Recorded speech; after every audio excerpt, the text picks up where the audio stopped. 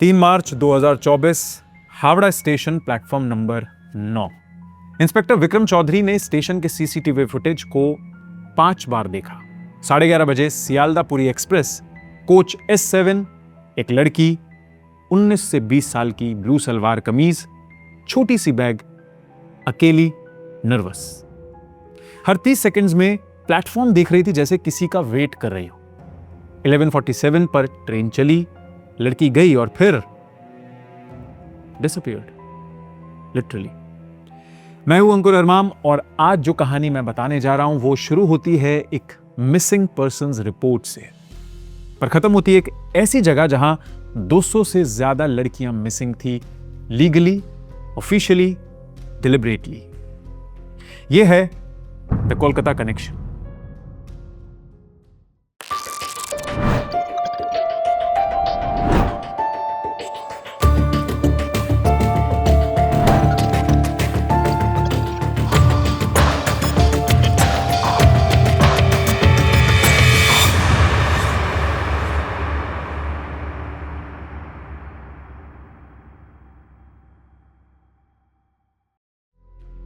दिसंबर 2023, Malda district, West Bengal.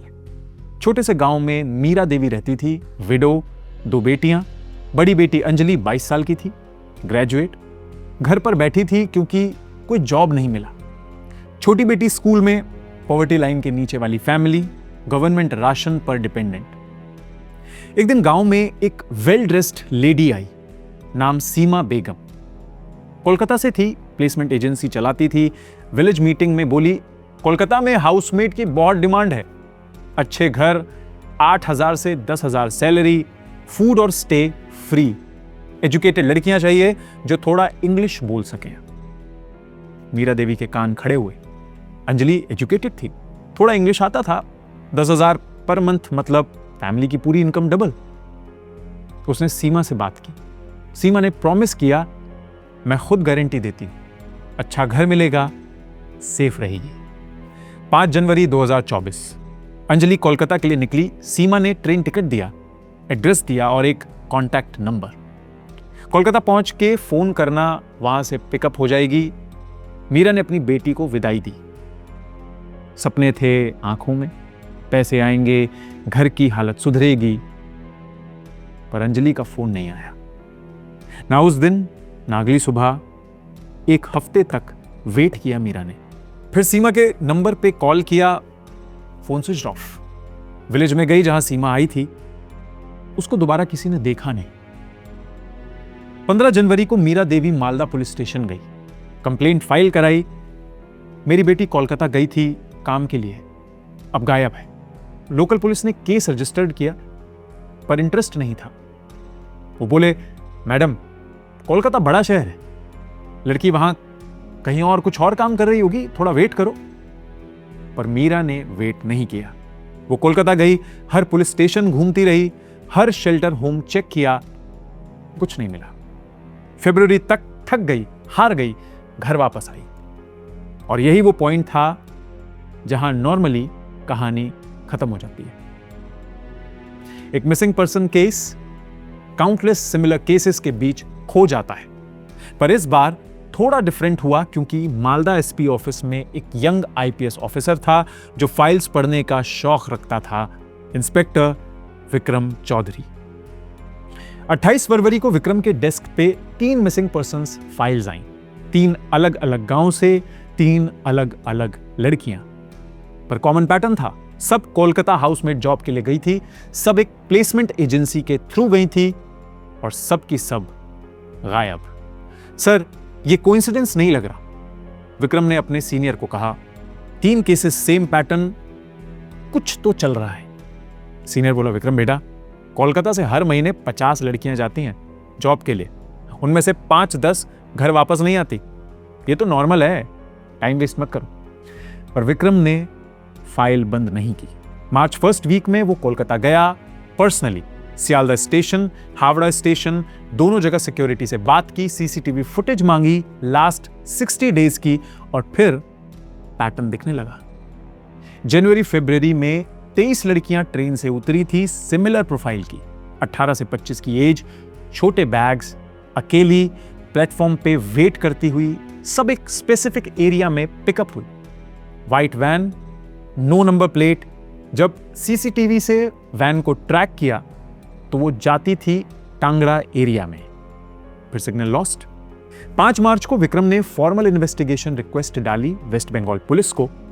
Sir, ये trafficking case हो सकता है, 23 missing persons, similar pattern, organised pickup system. Kolkata crime branch ने नोटिस लिया, जॉइंट इन्वेस्टिगेशन टीम बनी। Vikram from Malda, inspector Ritika Sen from Kolkata, anti trafficking unit.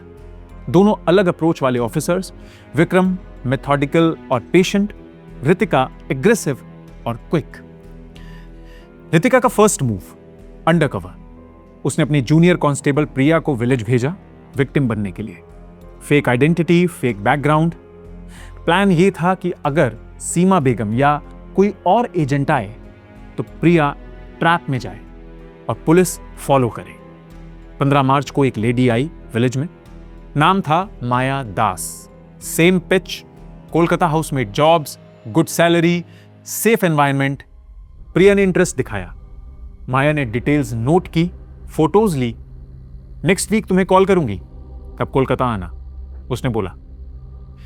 20 मार्च को कॉल आया, कल सियालदा एक्सप्रेस से आना, स्टेशन पे पिकअप होगी।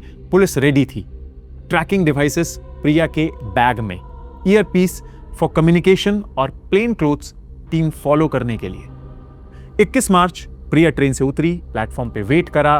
10 मिनट में व्हाइट वैन आई। ड्राइवर ने पूछा, माया दास ने भेजा है? प्रिया बोली, हां। तो चलो। वैन में ऑलरेडी 2 और लड़कियां बैठी थी, दोनों 20 से 22 साल की, दोनों नर्वस। वैन चली, ट्रैकिंग टीम फॉलो कर रही थी। रितिका और विक्रम दोनों अलग अलग गाड़ियों में। वैन टांगड़ा एरिया में गई, फिर एक नैरो गली में और रुकी एक पुराने बिल्डिंग के सामने। यहां? हां, ऊपर जाओ, 3rd फ्लोर। प्रिया बिल्डिंग में गई, तीनों लड़कियां साथ। 3rd फ्लोर पे एक अपार्टमेंट था जहां 15 से 20 लड़कियां ऑलरेडी थी। सब पैक्ड रूम में बैठी, सब स्कैर्ड, सब साइलेंट। एक मिडिल एज्ड वुमेन एंट्री पे खड़ी थी। वो बोली, तुम 3 नए हो? ठीक है, बैठो यहां, कल तुम्हारा मेडिकल चेकअप होगा और फिर जॉब प्लेसमेंट। प्रिया ने ईयरपीस में विस्पर किया, मैम, अंदर 18 से 20 लड़कियां हैं, सब ट्रैप्ड लग रही हैं। एंट्री पे 2 गार्ड्स हैं। रितिका ने डिसीजन लिया, इमीडिएट रेड। 3 बजे broad daylight police team building को सराउंड करती हुई मेन गेट तोड़ के अंदर घुसे। 3rd फ्लोर पे गार्ड्स ने रेजिस्टेंस किया पर ओवरवेल्म हो गए। अपार्टमेंट में सीन शॉकिंग था। 22 लड़कियां एक कमरे में पैक्ड, सब 18 से 25 एज ग्रुप की, सब डिफरेंट डिस्ट्रिक्ट से, कुछ रोती हुई, कुछ ब्लैंक फेसेस के साथ बैठी हुई। पासपोर्ट्स एक दूसरे के ऊपर पाइल्ड अप थे, नेपाल के, बांग्लादेश के, कुछ इंडियन भी। रितिका ने पूछा, तुम सब यहां कब से हो? एक लड़की बोली, मैं 3 हफ्ते से। वो लोग बोल रहे थे कि गल्फ में जॉब मिलेगी, पर पासपोर्ट चेक कर रहे थे, मेडिकल टेस्ट्स कर रहे थे, जाने नहीं दे रहे हैं। डॉक्यूमेंट्स चेक किए गए, फेक ट्रैवल एजेंसी का लाइसेंस, फेक मेडिकल सर्टिफिकेट्स और सबसे इंपॉर्टेंट एक रजिस्टर जिसमें 340 नाम थे। लास्ट 18 मंथ की एंट्रीज, हर नाम के सामने source location, destination country, amount paid. Vikram ने रजिस्टर खोला, अंजलि का नाम था, entry 247, source Malda, destination Dubai, amount $3,000 और स्टेटस डिस्पैच्ड 15th जनवरी 2024। ये डिस्पैच्ड का मतलब क्या है? रितिका ने पूछा उस अरेस्टेड वुमेन से। औरत चुप थी, लॉयर मांग रही थी, पर रजिस्टर में सब क्लियर था। 340 लड़कियां लास्ट 18 महीनों में प्रोसेस हुई थी इस अपार्टमेंट से, सब dispatched Dubai, Saudi Arabia, Kuwait, Qatar, और सब हाउसमेट जॉब के लालच में यहां आई थी। इन्वेस्टिगेशन ने आगे बढ़ के एक और लोकेशन रिवील किया। लैपटॉप में ईमेल्स थे, communication with placement agencies in gulf countries. Rate card था, एज 18 से 25, वर्जिन गर्ल्स, $5,000, मैरिड या एक्सपीरियंस्ड $2,000। ट्रांजैक्शंस बिटकॉइन में थे, ऑफशोर अकाउंट्स में। फोन रिकॉर्ड से एक नाम रिपीटेडली आ रहा था, करीम भाई। कोलकाता डॉक्स एरिया में स्मगलिंग का हिस्ट्री, उसका नेटवर्क क्रॉस बॉर्डर ट्रैफिकिंग में इन्वॉल्व था। बांग्लादेश और नेपाल से लड़कियां लाता था, कोलकाता से मिडिल ईस्ट भेजता था। 25 मार्च को करीम अरेस्ट हुआ। इंटेरोगेशन में उसने पूरा नेटवर्क खोल दिया। 7 विलेजेस में 7 एजेंट्स थे जो लड़कियों को रिक्रूट करती थी। कोलकाता में 2 सेफ हाउसेस थे जहां विक्टिम्स को रखा जाता था और एक कॉन्टैक्ट था दुबई में जो ऑर्डर्स देता था। 15 लड़कियां चाहिए, एज 20 से 25, फेयर कॉम्प्लेक्शन। पर सबसे बड़ा क्वेश्चन ये था, वो 340 लड़कियां जिनका नाम रजिस्टर में था, वो कहां हैं? इंटरपोल के साथ कोऑर्डिनेशन शुरू हुआ। दुबई पुलिस ने रेड्स करवाई। नॉन ट्रैफिकिंग डेस्टिनेशंस पे 23 भारतीय महिलाएं रेस्क्यू हुई। सब पासपोर्टलेस, सब फोर्स्ड लेबर में, सब डोमेस्टिक वर्कर्स के नाम पे मॉडर्न स्लेवरी। उनमें से एक थी अंजलि। मार्च एंड में वो कोलकाता वापस आई। मीरा देवी एयरपोर्ट पे थी, रोती हुई, अपनी बेटी को गले लगाती हुई। पर अंजलि वही नहीं थी जो जनवरी में गई थी। उसकी आंखों में वो डर था जो कभी जाने वाला नहीं था। रितिका ने उससे स्टेटमेंट लिया। उसने बताया, कोलकाता से मुझे फ्लाइट में बिठाया गया। दुबई पहुंचते ही पासपोर्ट ले लिया गया। एक अरब फैमिली के घर में रख दिया गया। 18 घंटे काम, कोई छुट्टी नहीं, फोन नहीं, बाहर जाने नहीं दिया जाता था। मैं डोमेस्टिक वर्कर नहीं थी, मैं स्लेव थी।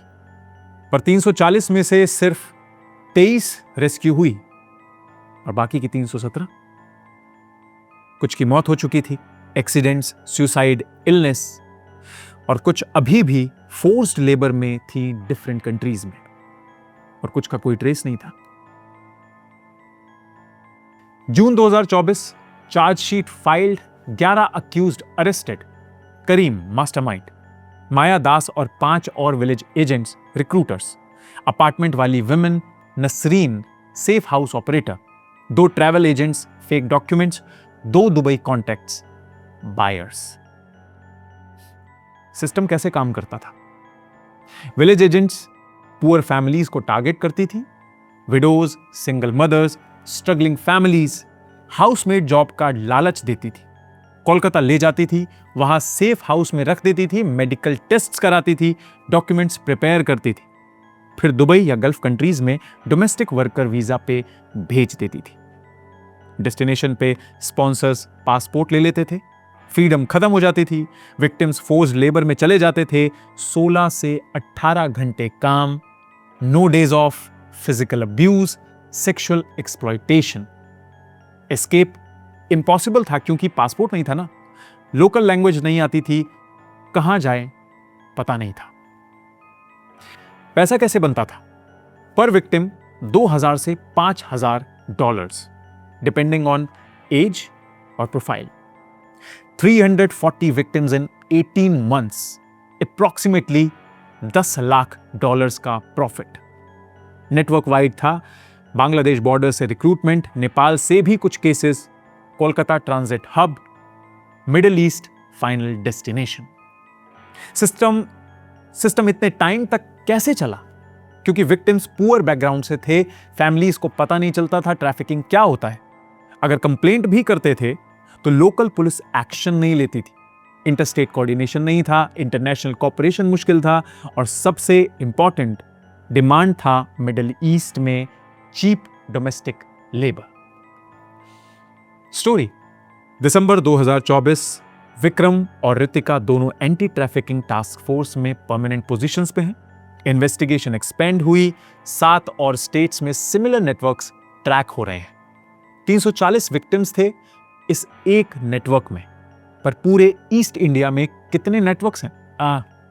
इसको समझना पड़ेगा। 340 विक्टिम्स एक नेटवर्क में, तो पूरे, हाँ ठीक है, 340 विक्टिम्स थे इस एक नेटवर्क में, पर पूरे ईस्ट इंडिया में न जाने ऐसे कितने नेटवर्क्स हैं, न जाने कितनी अंजलि जैसी लड़कियां हैं जो अब भी ट्रैप्ड हैं। और विक्रम का यह सवाल आज भी अनआंसर्ड है। रेस्क्यूड विक्टिम्स में से 23 इंडिया वापस आई हैं, रिहैबिलिटेशन प्रोग्राम्स में है, पर ट्रॉमा वो तो लाइफ लॉन्ग है। अंजलि अब काउंसलिंग ले रही है, घर पर है। 11 अक्यूज में से 8 को कन्विक्शन मिली है। करीम को 15 साल रिगरस इंप्रिजनमेंट, एजेंट्स को 7 से 10 साल। ट्रायल्स अभी भी चल रहा है इंटरनेशनल अक्यूज्ड पे।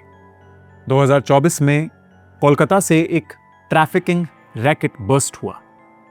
340 विक्टिम्स का डेटा मिला, सिर्फ 23 रेस्क्यू हुई।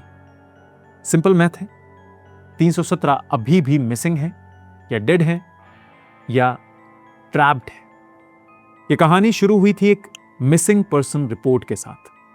मीरा देवी की कंप्लेंट थी उसकी बेटी अंजलि गायब है, पर यह खत्म हुई एक अनकंफर्टेबल ट्रुथ के साथ। हर साल हजारों लड़कियां इस तरह गायब होती हैं, लीगली, सिस्टमेटिकली। इंस्पेक्टर विक्रम ने एक पैटर्न देखा, फॉलो किया, इन्वेस्टिगेट किया। अगर वो फाइल्स बंद कर देते जैसे उसके सीनियर्स ने कहा था, तो ये नेटवर्क अभी भी ऑपरेट कर रहा होता। मैं हूं अंकुर अरमाम और ये थी वो कहानी जहां एक ऑफिसर की परसिस्टेंस ने 340 विक्टिम्स की रियलिटी एक्सपोज की।